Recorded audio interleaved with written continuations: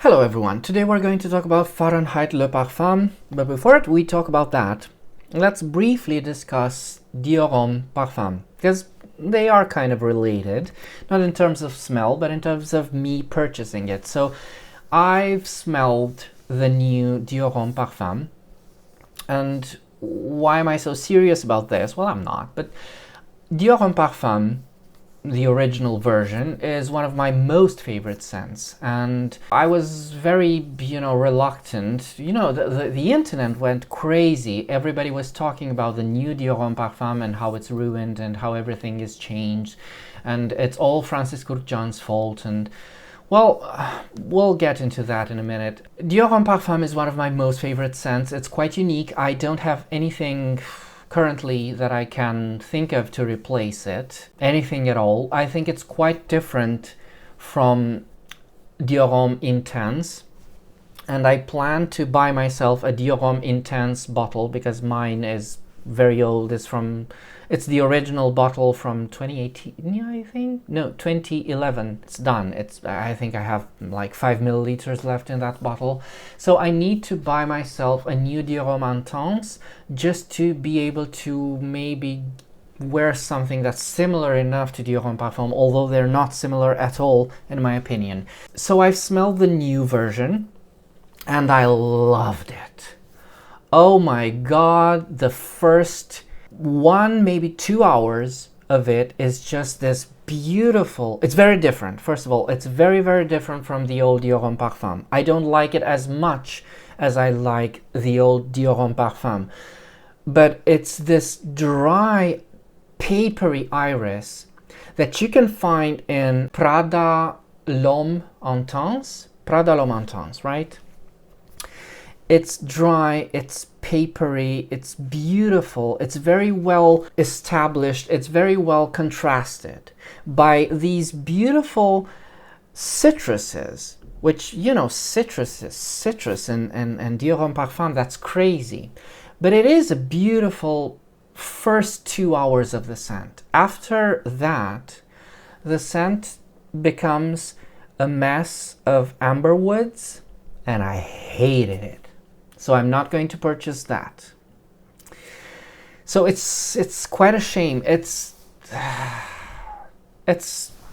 don't even know what to say about it. It's sad that Dior Homme Parfum is gone. I'm not going to cry about it. We're going to move on. We're going to find other things. I still have a backup bottle of Dior Homme Parfum, so I'm safe for now.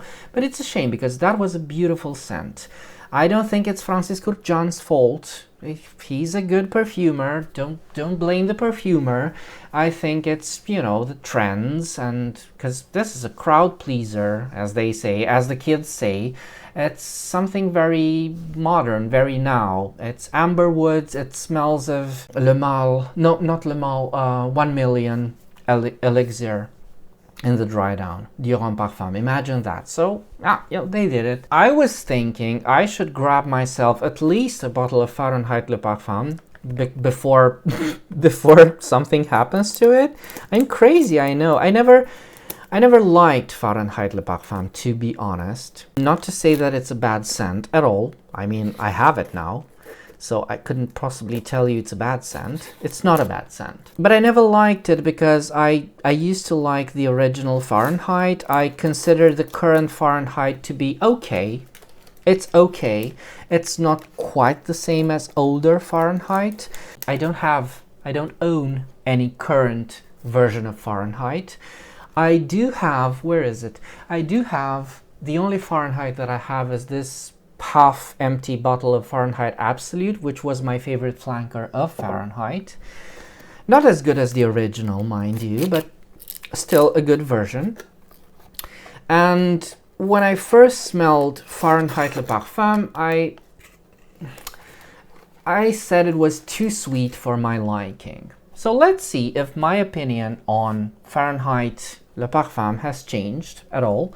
This is the 75, the only size they have, the 75 milliliter bottle. The bottle is nice. It reminds me of the old Fahrenheit bottle, which is good. I need this in my life. Oh, Oh, silly me. I thought you were going to pull this from here, just like, because it's got the same type of, you know. But no, this is different. All right. Okay. So I don't know how this is changed. This is it's from last year, 2024. So it's pretty, current. I don't think there's problems with Fahrenheit Le Parfum, but just to be on the safe side, I wanted to have, before somebody decides to change it into, Le Mal Elixir or something. So, Fahrenheit vibes. Faint Fahrenheit vibes, but they're there. It's sweetish vanilla, fruity, into the territory. I think Dior's vanilla is a lot more fruitier than the vanilla at Guerlain, for instance, because this is vanilla, right? It's vanilla. Fahrenheit Le Parfum is about vanilla. Not much more going on here. And vanilla innately has this dark, leathery, almost gasoline type of smell that you can smell very beautiful in Amboise Vanille by Serge Lutens. If you like a nice gasoline smelling scent, vanilla scent, try Amboise Vanille. This is fruity vanilla. I'm going to look on the notes, and they don't cite that. It has that baked apple that you can smell in Dior Homme Parfum. And that comes from the vanilla, I suppose. The notes listed for this are suede, licorice, Sicilian mandarin, violet leaf, rum, coriander, cumin, and bourbon vanilla. This smells of vanilla, fruity, with, that familiar violet leaf, Fahrenheit sort of thing. It's fine. It's fine. It's a nice, I like the fragrance. I never said it's a bad fragrance. But when you compare this to Fahrenheit, Fahrenheit is great. Fahrenheit is audacious, and at least it used to be. I think Fahrenheit is fine even today, but it's just me. When they made the Parfum version, I suppose they wanted to make it more interesting and classy.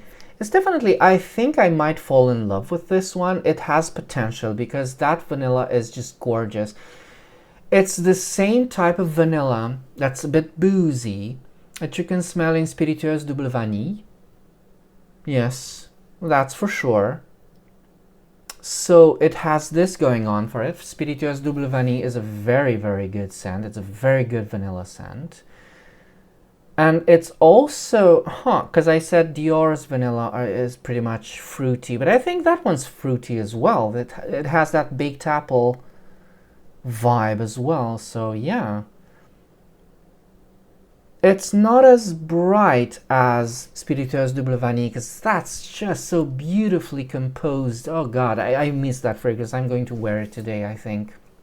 When all this is over, I'm going to wear Spiritueuse Double Vanille. Don't know what else to tell you. The leather, because it's not your typical Fahrenheit leather. It's more the leather that comes from this darker vanilla. So the leather becomes this suede, as they cite on Fragrantica as well.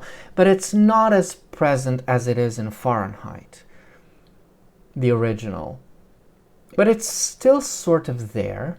It's still a complex enough scent that you can, And I like this contrast that it has for just brief moments of clarity, that you can get this beautiful contrast with this citrus note, which they cite it's mandarin. I don't know if it smells like a mandarin. It's definitely citrusy. And it's brighter than everything else in the composition, which is nice. It's got this light and darkness thing. But should you call this Fahrenheit? That's the question. So if Dior launched this and called it, it doesn't even have to be a masculine marketed fragrance. It could have been anything.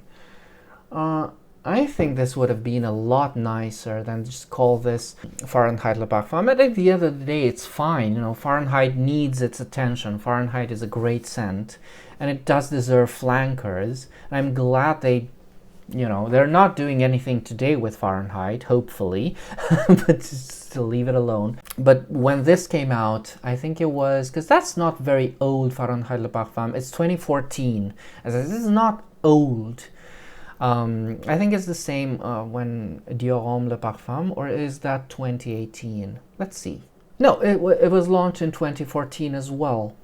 The Demachi created one, not the current one that we have now. So, do you need to compare the two? You know, Dior Homme Parfum and Fahrenheit Parfum? I don't see if you could. In terms of originality, maybe. I find that Dior Homme Parfum, no, I think they both respect the original fragrance enough. They are similar enough. They take the familiar things in the original fragrance and they expand on it by creating a darker, more syrupy, sweeter version, you know? So I think they both kind of serve the same role. I think both of them are far enough from the original that they could be considered they are a totally different scent, but they could be considered a different range, you know, not necessarily a flanker for the original. So I don't know what to say. Fahrenheit Le Parfum is beautiful. It's got green undertones, which are present in the original as well. You can definitely tell it's grassy and leafy, which is very nice. So I don't think I could compare the two. They're both great fragrances. I just happen to love Dior Homme Le Parfum more because it's more in my style, because of, you know, that iris leathery thing that it has for itself going on. I love it. Fahrenheit Le Parfum is something I could definitely fall in love with though. I do see myself wearing this. I don't think it's as complex as Dior Homme Le Parfum though. That's the problem. This is mainly just vanilla, which no problems there. If it's a good scent, no problems there. So this is all I can tell you for now about Fahrenheit Le Parfum. If you have any other questions, do let me know. And until next time, remember, fragrance creates memories, and may yours be happy.